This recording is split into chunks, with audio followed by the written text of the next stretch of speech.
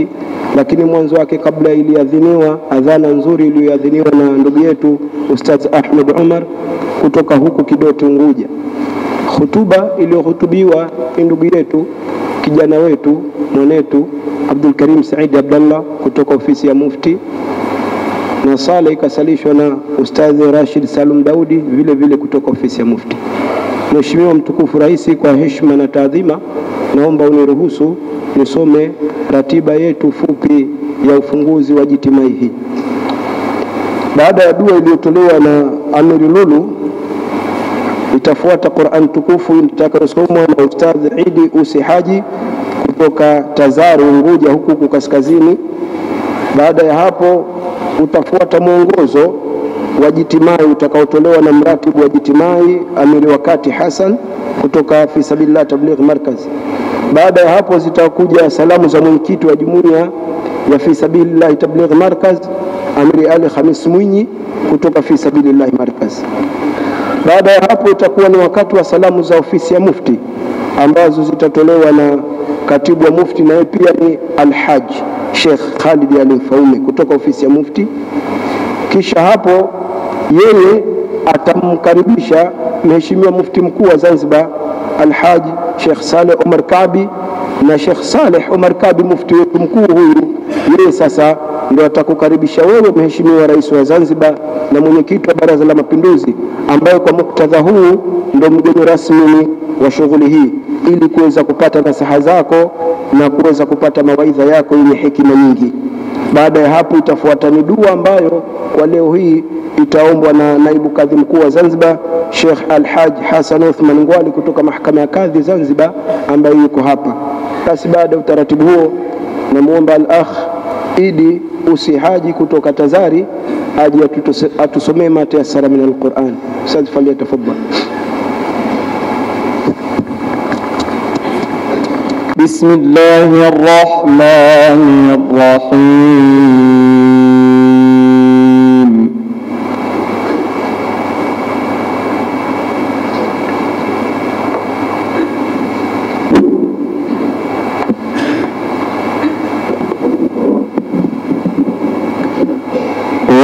واعتصموا بحبل الله جميعا ولا تفرقوا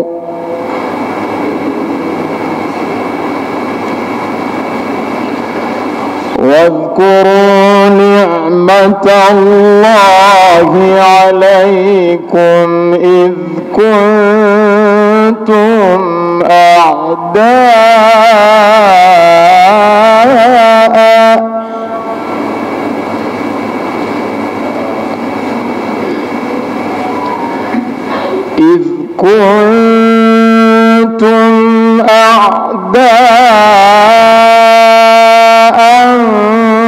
فألف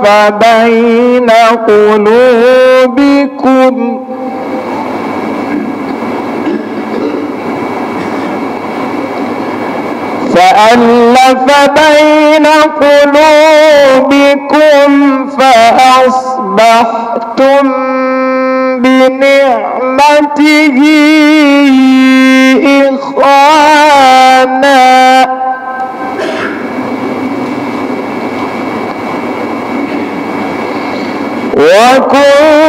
وكنتم على شفا حفرة من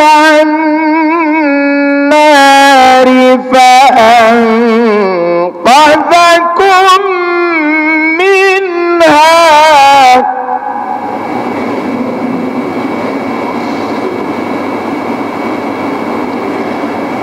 كذلك يبين الله لكم آياته لعلكم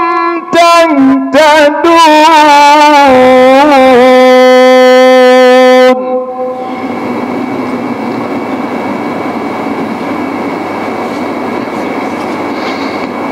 ولتكن منكم أمة يدعون إلى الخير ويأمرون بالمعروف وينهون عن المنكر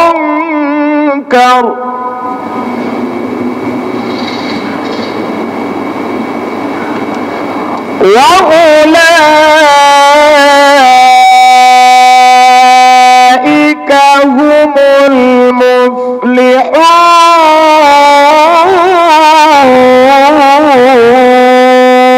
المفلحون.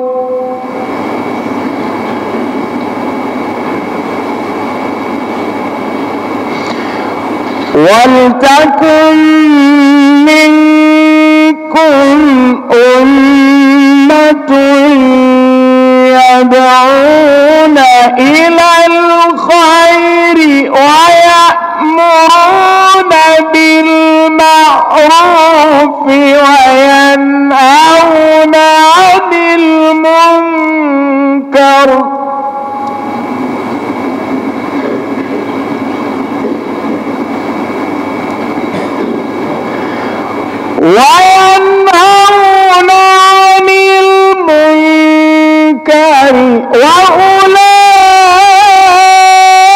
وأولئك هم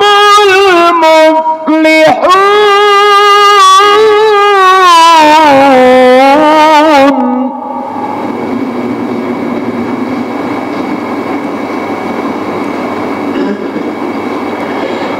ولا تكونوا كالذين تفرقوا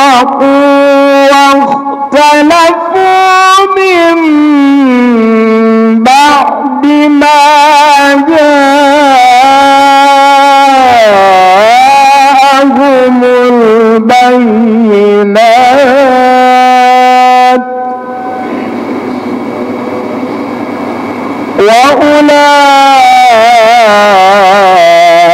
وأولئك لهم عذاب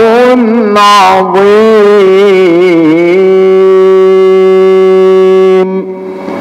صدق الله العظيم.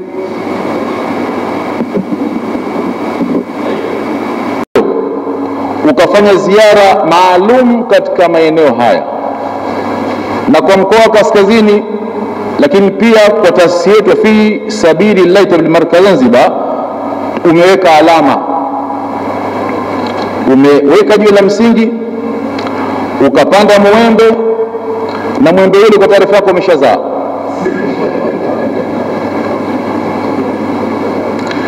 Lakini ukasema hapana, na mimi kama ni Muislamu, kama ni mlezi, kama ni baba, ukatoa mchango wako, sina haja ya kutangaza hapa. Mchango ule ilikuwa kama kala ya moto. Mkuu wa mkoa alikuwa anakwenda mbio sana, mrajisi mkuu, katibu wa mufti hana raha, kuto alikuwa tunashinda naye hapa. Vipi pesa ile, mchango ule utafikia malengo yaliyokusudiwa? Kwa sababu mwisho wa siku tufanye mrejesho. Hata leo mkuu wa mkoa ananiambia atapungua kilo 10 kwa pesa ile, lakini alhamdulillah mchango ule umeleta faraja kubwa sana. Msikiti huu una urefu wa mita 63, upana mita 34, unaingia kwa wakati mmoja watu 5500. Kwa Zanzibar huu ndio msikiti mkubwa kuliko misikiti yote. Sio kwa uzuri, kwa uzuri kuna misikiti mizuri sana, lakini kwa ukubwa msikiti huu ni mkubwa kuliko misikiti yote Zanzibar. Sasa kwa ukubwa huo na kwa umuhimu wa msikiti huu, ilikuwa hapa waje matajiri 5, 6, 10 washughulikie msikiti huu, lakini Mwenyezi Mungu akawastopisha, akasema msikiti huu utajengwa na watu wa kawaida. Kilio hicho ukakisikia mheshimiwa, na 70% ya msikiti huu umejengwa na wanawake. Sisemi kama ni aibu. Ukasema hapana, mimi nitabeba nafasi hilo pengo la wanaume. Ukatoa mchango huo, alhamdulillah. Mheshimiwa, mbele yako ni ugeni wa mikoa takriban 20. Wapo hapa ndugu zetu kutoka Masasi, kutoka Mtwara, wamekuja ndugu zetu hapa kutoka Mbeya, ndugu zetu wa Simiyu, Geita, na hivi karibuni nilikwenda Geita, na kwa bahati shekhe wetu wa Geita yupo hapa, na mimi nikamwalika rasmi kwamba uje katika jitima hiyo. Pale nikawaambia, jamani, na ombi langu, Mheshimiwa Rais kule ameshavunja rekodi kwa jumuiya yetu na kwa Uislamu kwa jumla yake, tumuombee dua maalum. Na wallahi Mheshimiwa, tukakuombea dua na watu wakaitikia amin. Na Sheikh Haruna, Sheikh wa Kagera, tukampa maagizo hayo. Kuna maulidi kule Kagera, Bukoba, mkienda huko inshallah muombee dua watu wawili, rais wa Tanzania na Mheshimiwa Rais wa Zanzibar. Na hilo kalifanya. Maanangu nini? Hawa watu ni mapenzi, tunakupenda kwa dhati ya moyo wetu Mheshimiwa Rais. Na Mheshimiwa shavunja rekodi. Kwanza rais kijana, lakini la pili, na ule ujana wake alionao, ametuunganisha Wazanzibari tumekuwa mwili mmoja, tena katika muda mfupi. Na ndo rais aloswali misikiti ya Ijumaa kuliko rais wetu Zanzibar kwa muda mfupi. Si rekodi hiyo? Sasa Mheshimiwa, kazi kubwa ya jumuiya yetu ni kuwarejesha watu kwa Allah subhanahu wa ta'ala. Sasa kama rekodi hiyo ni nzuri, mimi nina kijambo changu kidogo. Kwa nini? Kwa sababu Uislamu umekuja kuyahuisha mambo matano. Nini? Uislamu umekuja kuhifadhi dini. Uislamu umekuja kuhifadhi akili za watu. Uislamu umekuja kuhifadhi heshima za watu. Uislamu umekuja kuhifadhi mali za watu. Sasa kama umekuja kuhifadhi heshima za watu, nikapewa ombi na wanawake ambao ni wanafunzi wetu wengi, wakasema, Mheshimiwa, tunakuomba uivunje rekodi. Tuseme inshallah, na rekodi hiyo ukiivunja utapendwa ila antakuba saa. Tunakuomba Mheshimiwa, wanawake wanapokwenda hospitali wazalishwe na wanawake wenzi wao. Jamani, ndio baya hilo. Tunawahifadhi wake zetu, lakini unafika pahala inabidi unaangua kaa nje tihani kuingia kule ndani. Tunakuomba Mheshimiwa, na ombi dogo katika maombi madogo moja hilo, kwa sababu tunao utaalamu pale limezidi. Huyu mama hawezi daktari mwanamke, hawezi mwanamume kuingia, mashaallah, lakini kama hakuna sababu hiyo, tunakuomba Mheshimiwa kwa heshima zote kwamba kuanzia mwaka huu inshallah tunakuomba wanawake zetu hawa wazalishwe na wanawake wenzi wao, kama Mwembe Ladu, kama Kivunge, Mnazi Mmoja, whatever, Al-Rahma wa. Mheshimiwa, sichukue muda mrefu, una mengi na tunafurahi kuhudhuria kwako. Na sisi kwa ufupi Mheshimiwa, mpaka tumefia hatua hii, ni ofisi ya mufti ndio mguu wetu. Mheshimiwa mkuu wa mkoa ndio mguu wetu. Mheshimiwa rais ndio mguu wetu. Mshauri wetu mkuu, Mheshimiwa Waziri wa Nchi, Ofisi ya Rais, Katiba, Sheria, Utumishi na Utawala Bora, viongozi mbalimbali wa dini wakiwemo maulama, mashekhe, makadhi, viongozi mbalimbali wa serikali tuliopo mahali hapa, wageni wetu wote kutoka maeneo mbalimbali ambao miongoni mwao wamo viongozi wa nyadhifa mbalimbali, Waislamu wenzetu, mabibi na mabwana, assalamu alaikum wa rahmatullahi wa barakatuh. Mheshimiwa Rais pamoja na wageni wote, karibuni sana mkoa wa Kaskazini Unguja. Lakini pia karibuni sana hapa katika eneo la Kidoti, ambapo maarufu kwa sasa ni eneo la msikiti wa Jitimai Kidoti. Hivyo awali ya yote, nami nitumie fursa hii kumshukuru Mwenyezi Mungu mwingi wa rehema kutuwezesha kukutana hapa tukiwa wazima wa afya na kutimiza wajibu wake wa kusali sala ya Ijumaa pamoja, lakini vile vile tukiwa tuna azma ya kuzindua rasmi jitimai ambayo imechukua sura ya kimataifa, kwa sababu tuna nchi zaidi ya moja, na azma hii iliwekwa muda mrefu kidogo na wenzetu wa jumuiya hii ya Fisabilillahi Markaz kwa kushirikiana na ofisi ya Mufti. Na wakati ule Mheshimiwa Rais alipokuja kuweka jiwe la msingi hapa, wakawa wanasema kwamba hawana hakika kwamba jitimai hii itakuwa ya kitaifa au ya kimataifa, itategemeana na hali halisi, lakini wakasema tunamuomba Mwenyezi Mungu iwe ya kimataifa, na Mwenyezi Mungu amekubali hilo, na hapa tunao wananchi wa Kenya, Malawi na nchi nyingine za Afrika Mashariki. Ndugu Waislamu, mkoa wetu wa Kaskazini Unguja uko salama na wananchi wake wako wamoja. Kwa madhumuni ya shughuli ya leo ya Waislamu, basi Waislamu nao wako pamoja, ingawa wanazo zile tofauti za msingi zilizokuwa haziwatenganishi baina yao. Na mashekhe yetu hapa leo walizungumza zaidi umoja na mshikamano, lakini leo imekuwa ni siku mahsusi kwa sababu kwa mara ya kwanza jitimai ya Kidoti inazinduliwa na Mheshimiwa Rais wa Zanzibar. Zile rekodi alizozizungumza amiri mkuu hapa, na hii akaiingize kwenye rekodi zake, ni kwa mara ya kwanza.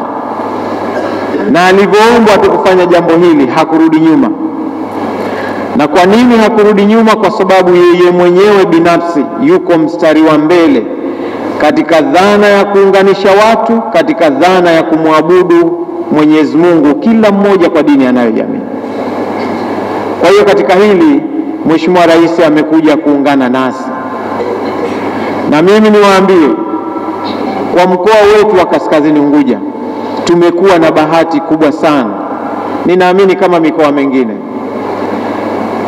Toka kuingia kwa awamu ya 8, kasi ya maendeleo kwenye mkoa huu imekuwa kubwa mno, na Mwenyezi Mungu atuongezee baraka insha Allah. Waliokuja mwaka 2019, nadhani ndio jitimai ya mwisho hapa, mwaka jana haikufanyika, wanakumbuka mahali hapa palikuwaje, kuanzia ndani na nje. Lakini mwaka huu 2021 Shekhe kasema hapa, huu msikiti ulivyokuwa tofauti na ulivyo sasa. Leo msikiti uko vizuri, tunamshukuru Mwenyezi Mungu, ingawa hauzidi uzuri ule mwingine uliosemwa. Lakini sio tu hilo, mwaka 2020 tunamaliza ile barabara tuliopita kwa lami pale, ilikuwa haijiki, mtu gari yake anaacha barabara kuu. Leo hii tunafika hapa msikitini, alhamdulillah, barabara inateleza. Na hili sio kwa hapa tu, kwa sababu leo kaja rais na kwa sababu kuna msikiti mkubwa wa Ijumaa, na maeneo mengine jambo hili linaendelea kufanyika na kwa kasi kubwa. Na huu ndio kwanza mwaka mmoja Mheshimiwa Rais huyu ameingia madarakani, lakini kasi yake ya maendeleo tunaiona. Na alisema hilo kwa sababu mimi ni kiongozi wa serikali jamani, maana msije mkasema mbona hatoi mawaidha. Mawaidha atakuja tolewa na mashekhe, lakini mimi kwa sababu kiongozi wa serikali, wajibu wangu kueleza yale mazuri ambayo serikali yetu inayafanya kwa ajili ya wananchi wake, ili amani na utulivu uendelee kupatikana na umoja na mshikamano uendelee kuimarika. Ndugu zangu Waislamu, sisi kwa kweli upande wetu tu wa mkoa wa Kaskazini Unguja, Mheshimiwa Rais ameshaswali zaidi ya misikiti 5 kwa nyakati tofauti swala ya Ijumaa. Anatoka mjini kuja kuswali kaskazini katika misikiti mbalimbali.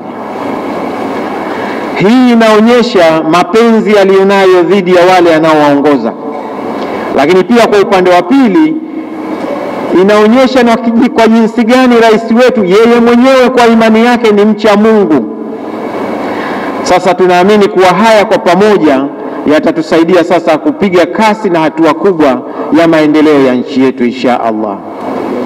Niwaombe sana viongozi wetu wote wa Kiislamu na walio nje waliokuwa si wa Kiislamu, kila mmoja kwa imani yake, tuendelee kumwombea dua Mwenyezi Mungu amlinde na kila hasadi Mheshimiwa Rais wetu insha Allah, kwa sababu kiongozi anapofanya mambo mema, anapojitahidi kupigana na ufisadi, anapojitahidi kupigana na kila ovu liliopo kwenye jamii, basi wako watu yale huwa yanawakera, na kwa sababu yale yanawakera, badala ya kumwombea dua wao wanampangia balaa. Sasa hizi dua zetu hizi, mbali na askari watatimiza wajibu wao, lakini yako mambo hata askari hawayaoni, anayeona Mwenyezi Mungu. Mwenyezi Mungu atazipokea na atampa ulinzi wa kipekee rais wetu, na hatimaye ataishi kwa amani, furaha, na nchi yetu ipate maendeleo inshallah. Ndugu zangu, niseme tu kweli kwa dhati ya nafsi yangu, na niwaambie wananchi wenzangu wa dini tofauti, wa vyama tofauti, wa itikadi tofauti za vyama vyao, jamani, rais tuliyekuwa tukimtafuta miaka mingi ndani ya nchi yetu ya Zanzibar tumeshampata.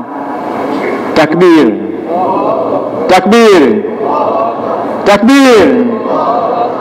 Rais tuliyekuwa tukimtafuta miaka mingi ndani ya nchi yetu tumeshampata. Aliyekuwa akisoma hutuba alisema maneno mazito hapa.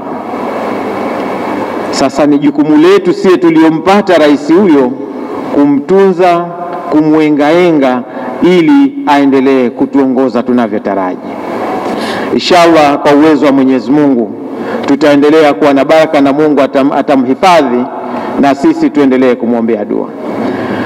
Baada ya maelezo hayo, kwa niaba ya wananchi na viongozi wa mkoa wa Kaskazini Unguja, tunakushukuruni sana kwa ujio wenu kwa wingi sana sana kabisa, na kama walivyosema walionitangulia, na mimi naomba nikiri, mimi ni mmoja wa mashahidi ya kuwa kazi kubwa katika ujenzi huu wenzetu kina mama wameifanya kwa hali ya juu.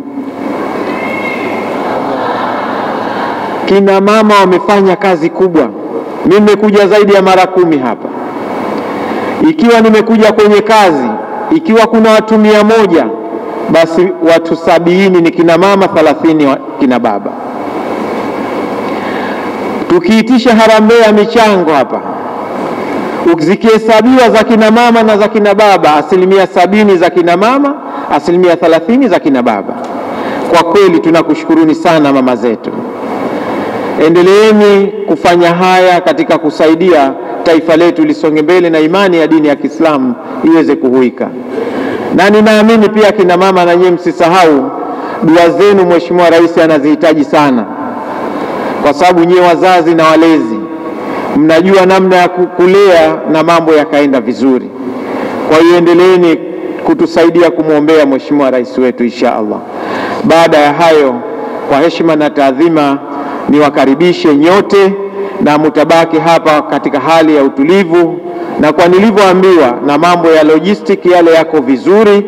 Kwa hiyo mtaishi kwa salama na amani, kwa maana ya tumboni na huko nje kuna askari inshallah. Lakini pia kwa atakayepata dharura, basi masuala yote yanayohusu afya nayo yamezingatiwa kwa kiasi kikubwa. Baada ya hayo, nashukuru sana na asanteni sana kwa kunisikiliza. Takbir. Ya kushirikiana na wananchi katika maeneo mbalimbali. Amiri wetu Sheikh Ali alizungumza kwamba wamesali misikiti ya Ijumaa kadhaa mingi sana Zanzibar na bara, lakini nitaka niongeze na mengine, na tarawih kasali misikiti mingi sana. Na katibu wa mufti huwa ananipigia simu, anambia rais yuko mahali fulani twende. Nimejitahidi kwenda, lakini spidi kubwa zaidi yake wewe. Mwingine napita njiani kwa futari, pengine kwa nzito kidogo, nabakia nyumbani au nasali msikiti mwingine. Lakini kwa kweli kasali misikiti mingi. Na maana yake nini? Ni mapenzi aliyokuwa nayo kwa wananchi wake. Tumuombe Mungu zaidi.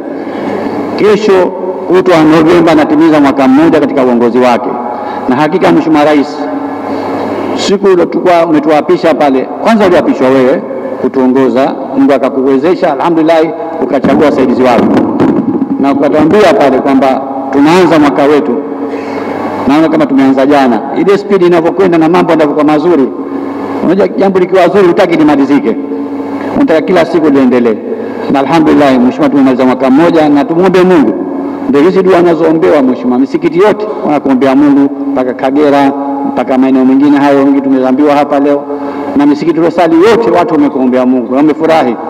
Tuzidi kumwombea Mungu ili miaka minne hilo bakia inshallah amalize kwa salama na amani, na Mwenyezi Mungu atampa nguvu zaidi ili aweze kumaliza miaka minne na inshallah mitano iliyobakia ya kumaliza kipindi chake amalize kwa salama. Anafanya kazi kubwa, nia yake ni nzuri, na inshallah Mwenyezi Mungu maadamu nia ni nzuri, basi Mwenyezi Mungu atamsaidia. Sasa mimi sizungumze mambo mingi sana kwa sababu hapa mahali pana watu wake, na kama alivyosema wanasiasa na mashehe, ukiwapa dakika 5 na mimi bora nisije nikaingia katika kumbo huo. Kwa leo naomba Mheshimiwa chukua nafasi hii nikushukuru tena, na nimtage au nimwombe katibu wangu wa Mufti aendelee na shughuli zake. Lakini washukuru kwa kumalizia la mwisho, ofisi yetu ya Mufti imefanya kazi nzuri sana. Msikiti huu Mheshimiwa, kamati iliyosimamia msikiti huu mfano wa sisi viongozi wote kuwaiga wao namna wanavyojituma na kufanya kazi kwa kujitolea. Sote tuna wajibu kuifuata kamati hii Mheshimiwa. Sijui tuwape zawadi gani, lakini Mwenyezi Mungu inshallah atapa zawadi nzuri zaidi. Na Sheikh akasema hapa kwamba msikiti wao si mzuri kwa sura, haupendezi, lakini kubwa kuliko yote. Lakini nataka nimwambie huu ni msikiti mzuri zaidi kuliko misikiti mingi, kwa sababu inaunganisha watu kwa pamoja kujenga umoja na amani katika nchi yetu. Kwa hivyo ni msikiti mzuri sana. Asante sana. Karibu. Rabbi laula akhartani ila ajalin qarib fa'tamir, ya Rabbi niakhirishie nisife ili nipate kwenda kutekeleza ibada ya umra. Kwa nini hakutaja umra? Kwa nini hakusema ya Rabbi niakhirishie muda wangu wa kufa ili nikasali? Ya Rabbi niakhirishie muda wangu wa kufa ili niende pengine nikafanya jambo jingine nikahiji?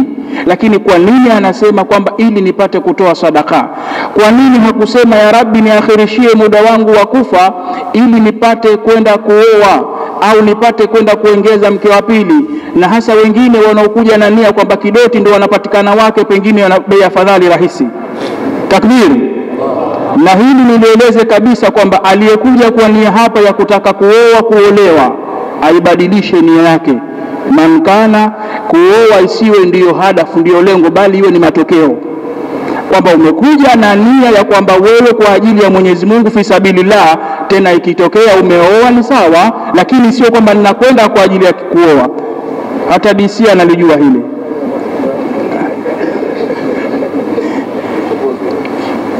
Tuko pamoja mashekhe?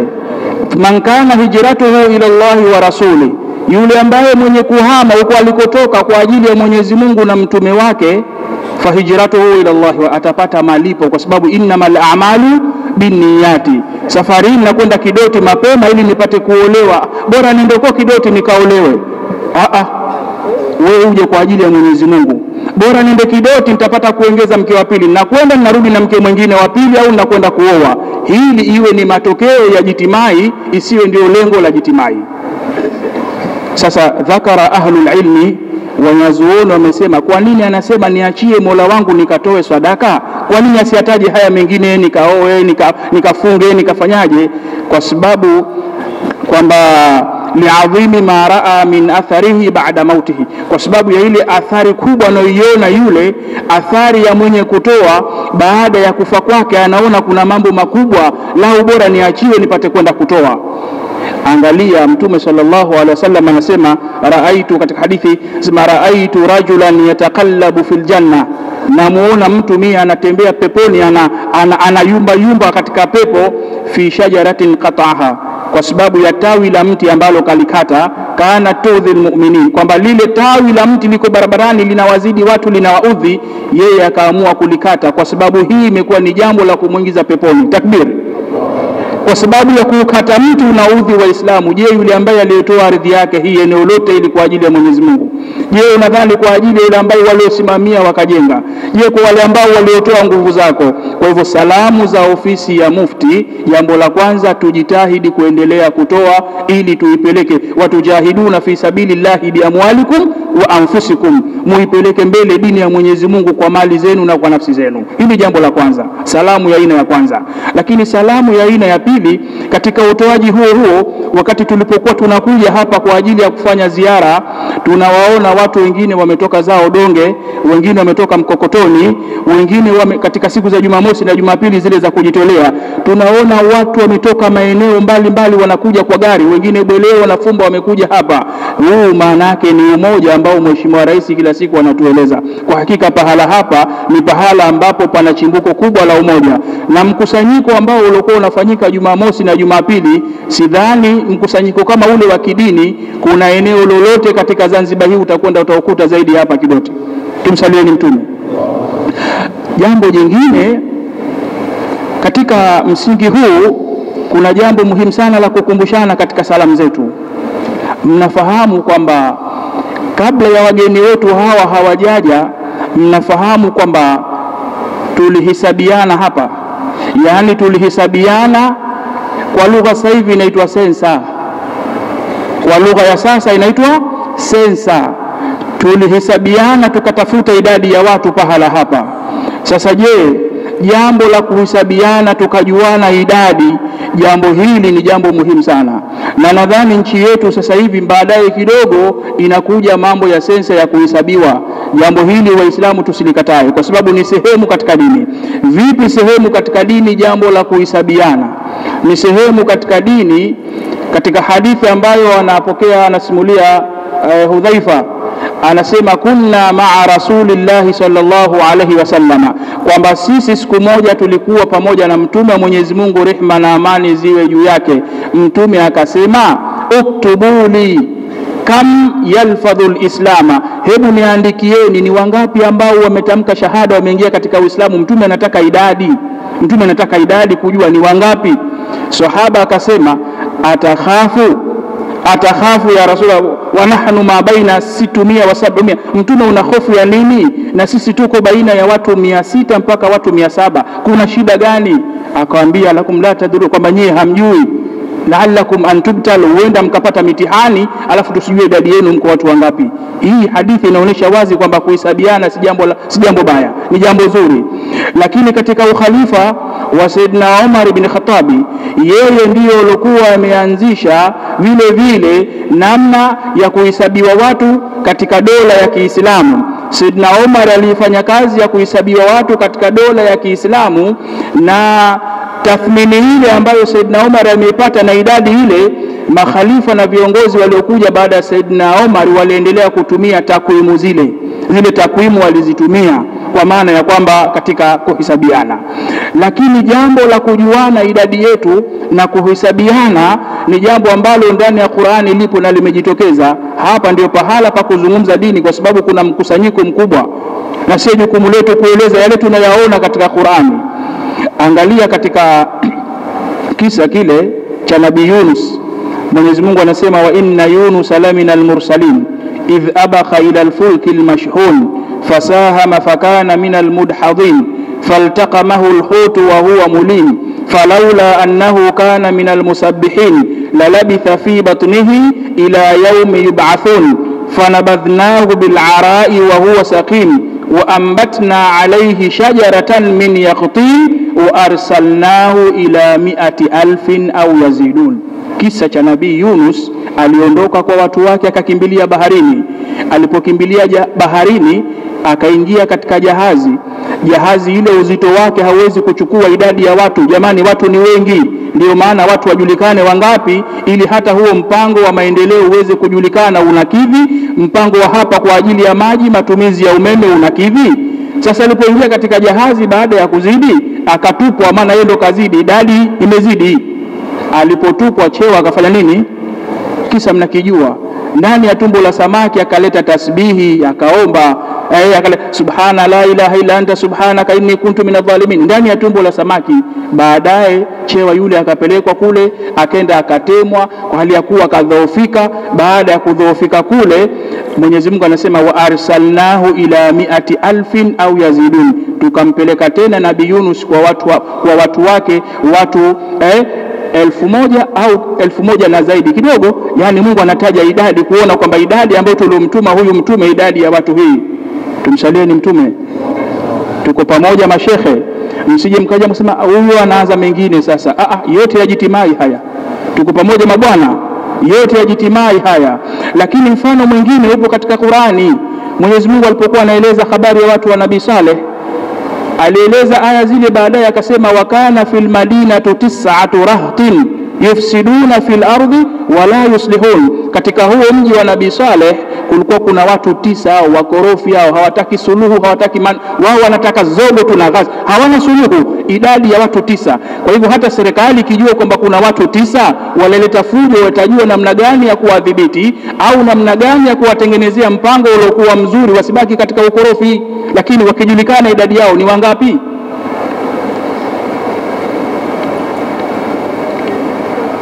Kisa cha ashabul kahfi, kuna watu walitoka kumkimbia wakaenda wakaingia pangoni. Walipokwenda kuingia pangoni, ikawa haijulikani idadi yao. Watu wanasema maneno mengi mitaani, na aya zimekuja sayakuluna 3 rabiuhum kalbuhum. Kuna watu wakawa wanasema wale watu walioingia pangoni, watu wa pangoni walikuwa ni watu 3, mbwa wao ni 4. Lakini wengine wakasema wayakuluna 5 sadisuhum kalbuhum rajman bilghaib. Wengine wakasema wale walioingia pangoni walikuwa ni watu 5, mbwa wao ni 6. Idadi hiyo, idadi. Lakini kuna kundi jingine likasema wayakuluna 7 wa thaminuhum kalbuhum. Wengine wakasema walioingia pangoni walikuwa ni watu 7, mbwa wao walikuwa ni wangapi? 8. Idadi hiyo. Qur rabbi a'lamu bi'iddatihim, sema Muhammad waambie Mola wangu anajua idadi kamili ni ya watu wangapi walioingia katika nini? Pango. Kitu chochote kinahitaji idadi.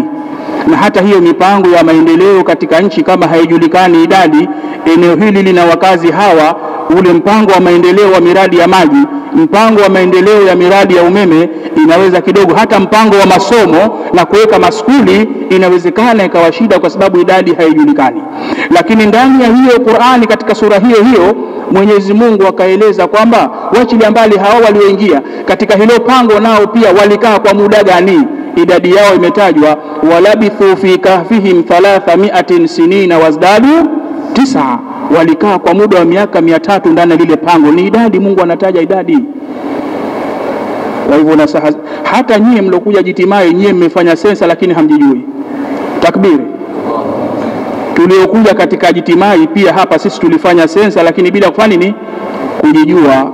Tulifanya sensa katika utaratibu upi?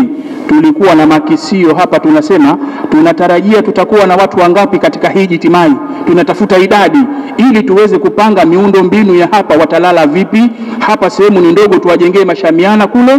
Lakini watakuwa hawa watu ni wengi, kwa hivyo lazima tupange mpango wa maendeleo, vyoo kidogo tuzidishe. Huu ni mpango ambao umefanyika hapa bila wenyewe kujijua. Leo mmekuja alhamdulillah, lakini pia mmesaidia kufanyika hiyo hesabu na idadi kupatikana. Ndio maana mkuu wa mkoa akasema taratibu zote, logistics zote zimekaa vizuri, kwa sababu baada ya kufanya nini? Baada ya kufanya nini? Ya kuhesabiana, tukajuana makisio yetu sisi ni haya, ndio tunapanga mpango wa maendeleo katika eneo hili. Kwa hiyo hizi kwa aya ambazo nimezisoma na hadithi ambazo nimeeleza na yote niliyoeleza, jambo la watu kuhesabiwa ni sehemu katika dini. Kumbe hili jambo si la wanasiasa peke yao, ni jambo ambalo ni sehemu katika dini. Lakini pia Waislamu kujulikana idadi yao ni wajibu wetu sote, ni jambo muhimu sana pia ikajulikana. Hizi ni salamu za aina ya pili. Salamu za tatu na za mwisho ni kwamba katika jitimai yetu hii tuendelee kujitahidi sana kulizungumza mara nyingi hapa swala zima la maadili. Swala zima la maadili. Je, utaratibu wa sasa hivi watu wanavyooana ndio utaratibu ule wa wazee wetu kule nyuma? kwamba leo mtoto anakuletea mchumba ndani, baba mpenzi wangu, mchumba wangu huu. Hii ndio maadili? Lakini leo utaratibu, hata ile namna ya kula tu, maadili yetu namna ya uvaaji si mzuri sana kwa baadhi ya watu wengine. Tuyazungumze maadili. Amiri alizungumza kuna masuala ya udhalilishaji, inakuwaje mpaka baba anamlawiti mtoto wake? Ni ukosefu wa imani na ukosefu wa maadili. Sasa tuzungumze maadili ili mkutano wetu huu tukiondoka hapa iwe mambo haya tumeyazungumza kwa upana na kwa uzuri zaidi. Sasa hii ndio salamu ambazo nimeona nizitoe za ofisi ya Mufti Mkuu wa Zanzibar. Baada ya kueleza haya, na chukua fursa hii kwa heshima kubwa na taadhima, Mheshimiwa mgeni rasmi, na muomba kila mara anapitia msikitini na kila aina msikitini na takriban anahutubia watu kuhusu Uislamu. Kwa hivyo nimuita Sheikh.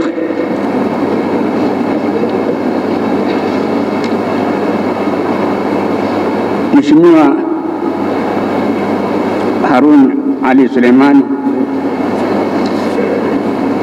waziri katika ofisi ya Rais, Katiba, Sharia, Utumishi na Utawala Bora. Mheshimiwa mkuu wa mkoa wa Kaskazini A na B, Mheshimiwa Sheikh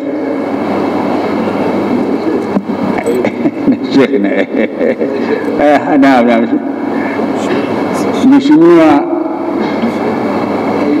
katibu wa Mheshimiwa naibu kadhi mkuu, Mheshimiwa katibu wa Mufti, waheshimiwa watukufu, viongozi wa serikali na viongozi wa chama. Pia sitawasahau viongozi wa Fisabilillah Markaz na wageni wetu waalikwa. Assalamu alaikum warahmatullahi wabarakatuh.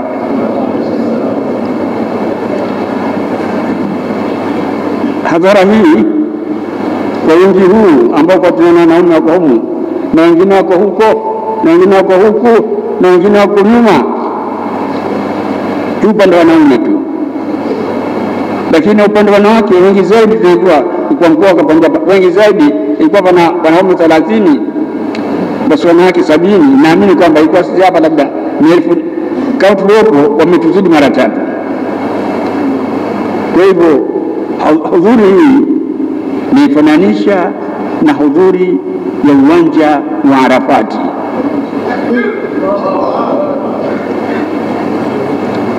Kama Arafati Mwenyezi Mungu anawaghufiria waja wake, na hapa Mwenyezi Mungu ataghufiria na watu yale ya uwanja wa Arafati.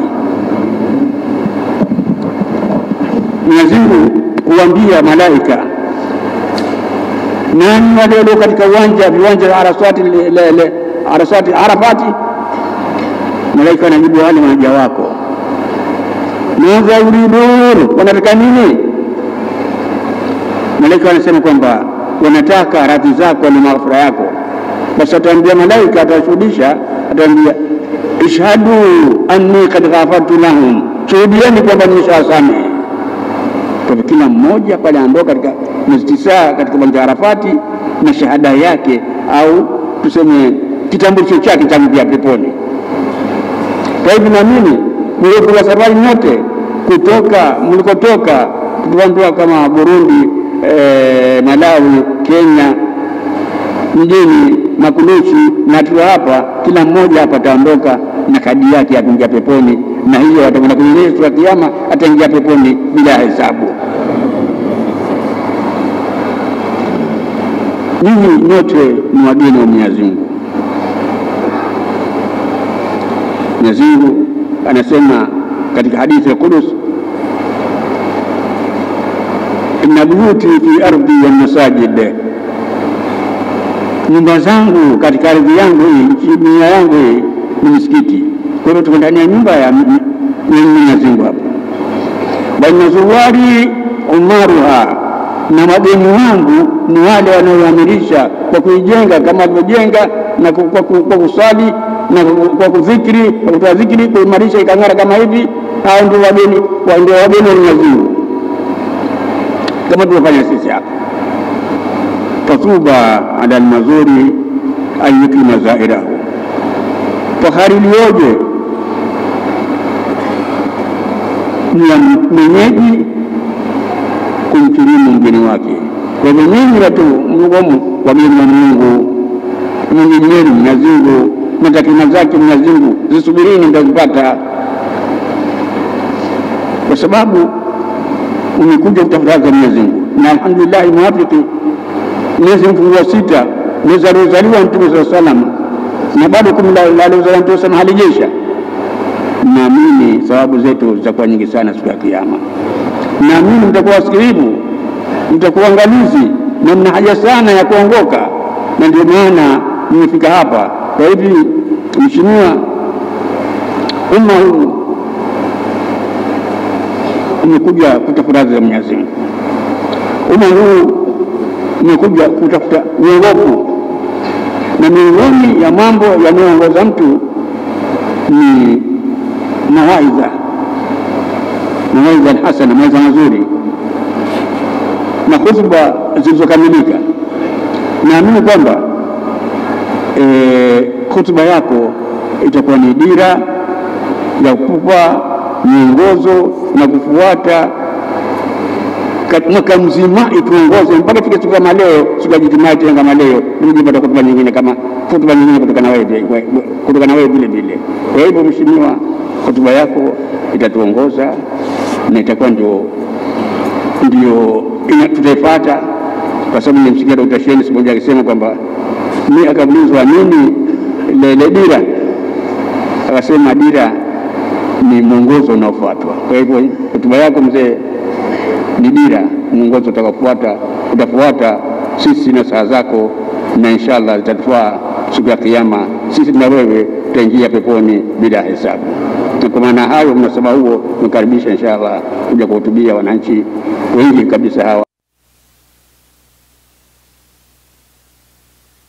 Ofisi ya Rais, Katiba, Sheria, Utumishi na Utawala Bora, Mheshimiwa Ayub Muhammad Mahmud, Mkuu wa Mkoa wa Kaskazini Unguja, Sheikh Amir Ali Khamis Mwinyi, Mwenyekiti wa Taasisi ya Fisabilillahi Tabligh Markaz,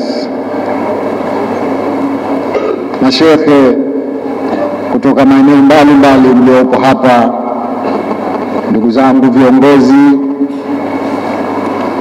na waumini tuliojumuika hapa, ndugu Waislamu sote kwa ujumla, mabwana na mabibi, assalamu alaikum wa rahmatullahi wa barakatuh.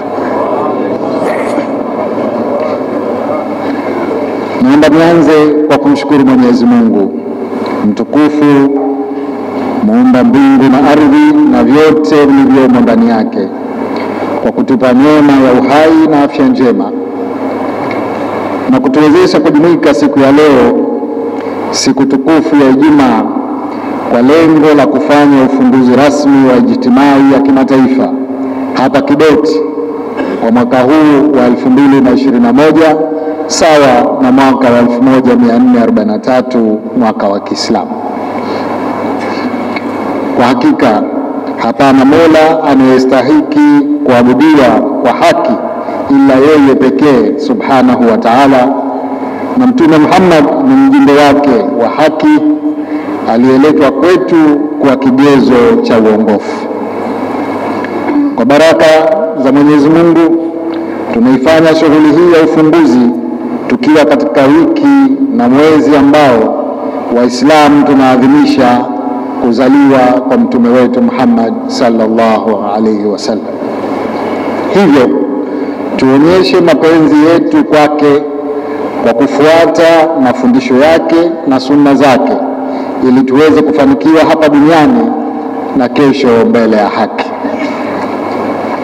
Ndugu Waislamu, Mwenyezi Mungu katika aya mbalimbali za Qur'an anatukumbusha haja ya kufuata mafundisho ya Mtume Muhammad sallallahu alaihi wasallam, na katika aya ya 7 ya surati al-Hashr tunahimizwa katika tafsiri ya maneno inayosema kama ifuatavyo: na anachokupeni mtume basi kipokeeni, na anachokukatazeni jiepusheni nacho, na muogopeni Mwenyezi Mungu, kwa yakini Mwenyezi Mungu ni mkali wa kuadhibu.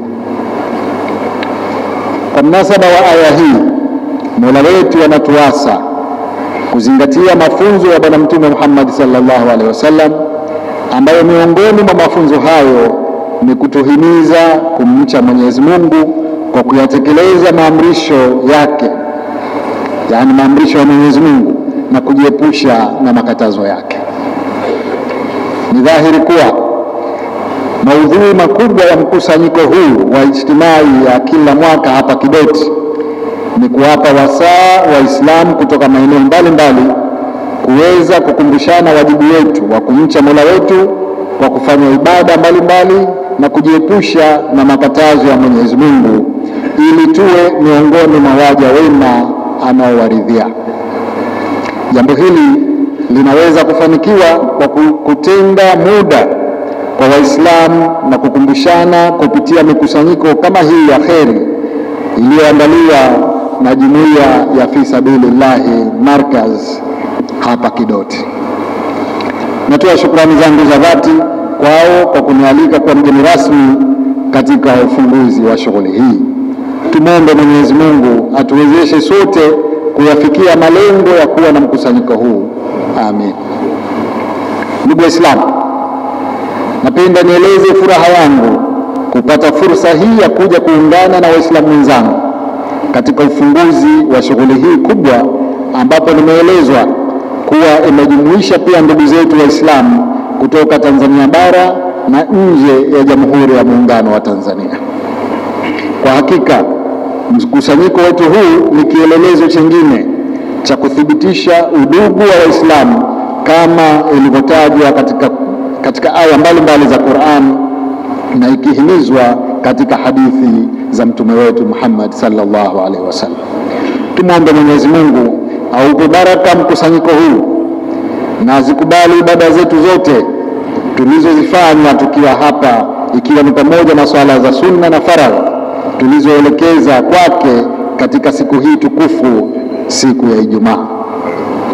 Ndugu Waislamu, hapana shaka kwamba hatua ya ufunguzi wa ijtimai hii imetokana na jitihada mbalimbali zilizofanywa na Waislamu katika kuhakikisha shughuli hii inafanyika na inafanikiwa. Wapo waliochangia mali, wapo waliochangia nguvu zao, na pia wapo waliochangia kwa mawazo. Kila mmoja ana mchango ambao umemwezesha kufikia hatua ya leo ya kufanya ufunguzi. Napenda nitoe shukrani zangu kwa watu wote waliotoa michango yao ya namna mbalimbali, na waamini kuwa Mwenyezi Mungu ndiye mlipaji wa yote na kwamba kutoa kwao ni sadaka. Mwenyezi Mungu amewaahidi wanaotoa sadaka katika neema walizoruzukiwa watapata fadhila nyingi.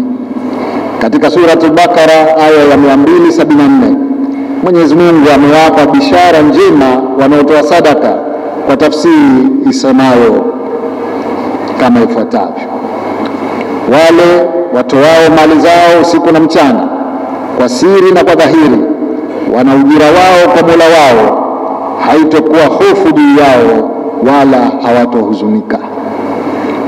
Ni wajibu wetu ndugu Waislamu kuendeleza mwenendo mwema wa kupenda kukimbilia kutoa miongoni mwa neema tulizojaliwa na Mwenyezi Mungu katika masuala mbalimbali ya kheri, ikiwemo kusaidia watu wenye shida mbalimbali katika jamii yetu.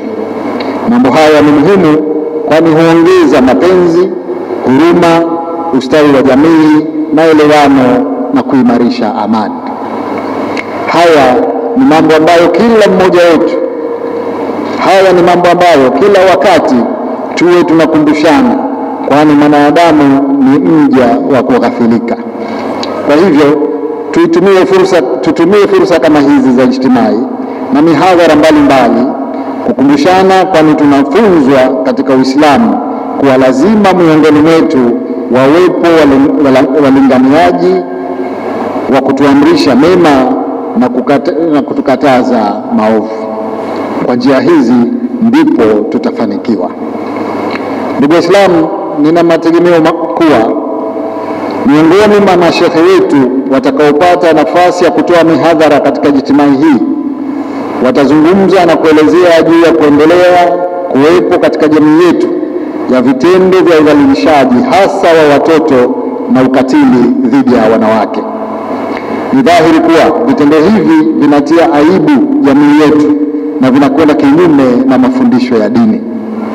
Kwa hivyo lazima sote tushirikiane katika kuvitokomeza kwa kuchukua hatua kueleza madhara yake kupitia mihadhara mbalimbali. Vile vile ni wajibu wa kila mmoja wetu kutoa ushirikiano kwa vyombo vya sheria ili watoto wetu, kina mama na jamii yote kwa ujumla iweze kuondokana na janga la udhalilishaji. Tuna wajibu wa kuwalinda watoto wetu kwa kuwapa elimu, maadili na malezi mema ili wakue wakiwa na maarifa na wacha Mungu. Kwa njia hiyo tutaweza kuandaa jamii ambayo itapiga vita mambo yote yanayosababishwa na mmomonyoko wa maadili katika jamii, vikiwemo vitendo vya udhalilishaji, rushwa, matumizi ya dawa za kulevya na mambo yote ya uvunjifu wa amani na ukiukwaji wa sheria. Tumwombe Mwenyezi Mungu atuwezeshe sote tuwe kitu kimoja katika kukabiliana na vitendo vyote ambavyo ni changamoto ya ustawi bora wa jamii yetu na haviendani na maamrisho ya Mwenyezi Mungu. Ndugu Waislamu, shughuli hii ya ijtimai inafanyika wakati ambapo nchi yetu kama zilivyo nchi nyingine tunakabiliana na changamoto ya maradhi ya korona au uviko 19. Juhudi mbalimbali zinaendelea kufanyika kimataifa na kitaifa katika kukabiliana na maradhi hayo. Nasaha zangu kupitia hafla hii ni kuendelea kuchukua hatua kwa kuzingatia maelekezo ya wataalamu wa afya katika kukabiliana na ugonjwa huu. Endeleeni kuchukua tahadhari kwa kuvaa barakoa, kutumia vitakasa mikono kila mara, pamoja na kwenda kupata chanjo ambazo kwa hakika ziko salama na hazina madhara yoyote, kwani zimefanyiwa utafiti wa kutosha. Afya zetu ni muhimu, kwani tunaambiwa kuwa Muislamu mwenye siha njema ndiye anayeweza kutekeleza vyema ibada mbalimbali. Hivyo tufanye hivyo huku tukiendelea kuwa na subira na kumwomba Mwenyezi Mungu atuendelee janga hili. Kwa hakika mara ya mwisho nilipokuja hapa tulizungumza kama alivyosema mmoja katika wazungumzaji walionitangulia kwamba huenda ijtimai hii ikawa ya kitaifa au ya kimataifa kutegemeana na hali ya ugonjwa wa korona utakavyokuwa. Lakini leo tunamshukuru Mwenyezi Mungu, na mimi nataka nikupeni taarifa ninazozipata zikitaalam katika mahospitali yetu. Idadi ya wagonjwa imepungua sana, na ndio maana leo tuko hapa na wenzetu kutoka nje. Dunia sasa imeanza kufunguka, kila mtu anafungua mipaka, watu wanaanza kusafiri. Tumshukuru Mwenyezi Mungu kwa hili na tuendelee kuomba ugonjwa huu utokomea kabisa.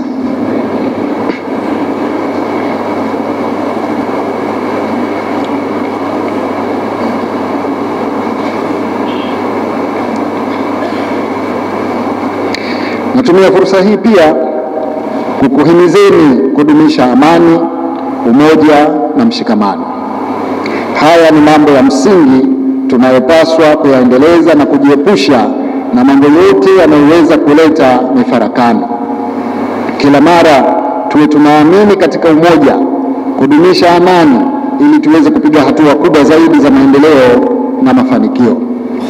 Kila ninapopata wasaa wa kuzungumza na viongozi na waumini huwa nayasisitiza mambo haya kutokana na umuhimu wake. Natoa shukrani kwa viongozi wa dini na mashekhe wetu ambao nao huwa wanayasisitiza mambo haya katika mihadhara mbalimbali, na kuombeni waumini na wananchi wote kuona umuhimu huo kwa kuzingatia athari za kukosa amani, utulivu, umoja na mshikamano katika jamii.